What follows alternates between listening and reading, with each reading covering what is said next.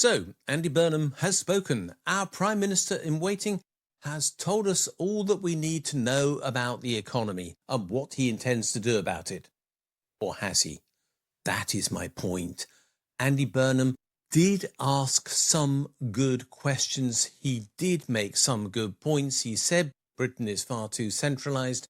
He said that Whitehall is blocking progress at local levels right across the UK as a whole. And he says that local government needs far more power, but he made his argument about England alone and ignored Scotland, Wales and Northern Ireland, which is very odd for a man who wants to be Prime Minister of the UK as a whole.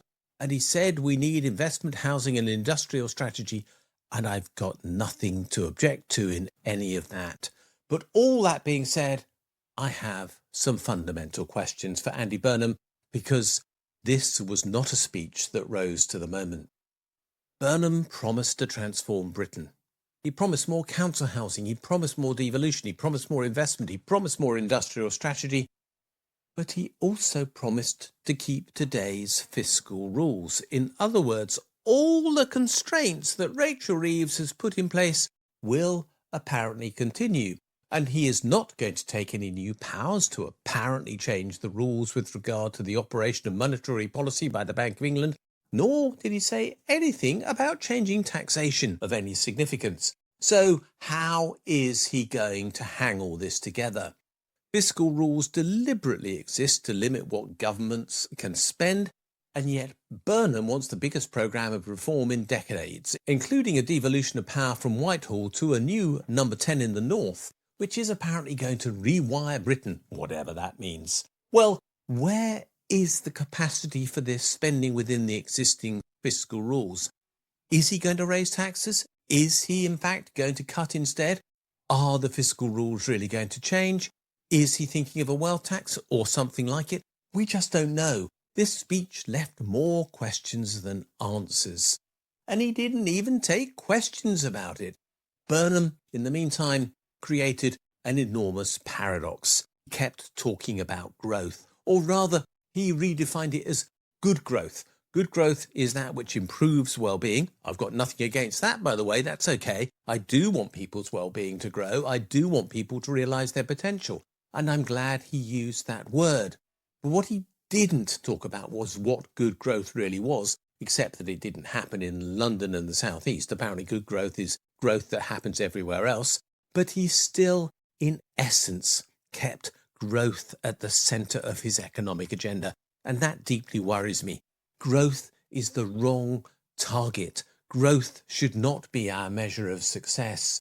GDP rises when prices rise. GDP rises when rents rise. GDP rises when energy bills rise. None of those things makes us better off. GDP is not a measure of success. But here's the paradox. Burnham wants cheaper housing. He wants cheaper utilities. He wants cheaper transport. He wants lower living costs. He wants success that could reduce GDP, in other words. And at the same time, he is making GDP the epicenter of his goal. None of this makes any sense at all. It shows that we have a new Prime Minister in waiting who quite simply does not understand economics. He believes he wants to increase well-being, but he does so using existing tools and measures, and the outcome is going to be a complete and utter mess. He needs to think again. The real purpose of the economy, as I keep arguing, is not to deliver growth. Growth almost always provides benefit to those who already have much. The problem we have in the UK, and I think Andy Burnham knows this, is that we have large numbers of people who are in need. Around 14 million people in the UK live in need, according to the Joseph Rowntree Foundation. They are the people he should be talking about, but the strategy he has put forward is one that will not really affect their well-being at all.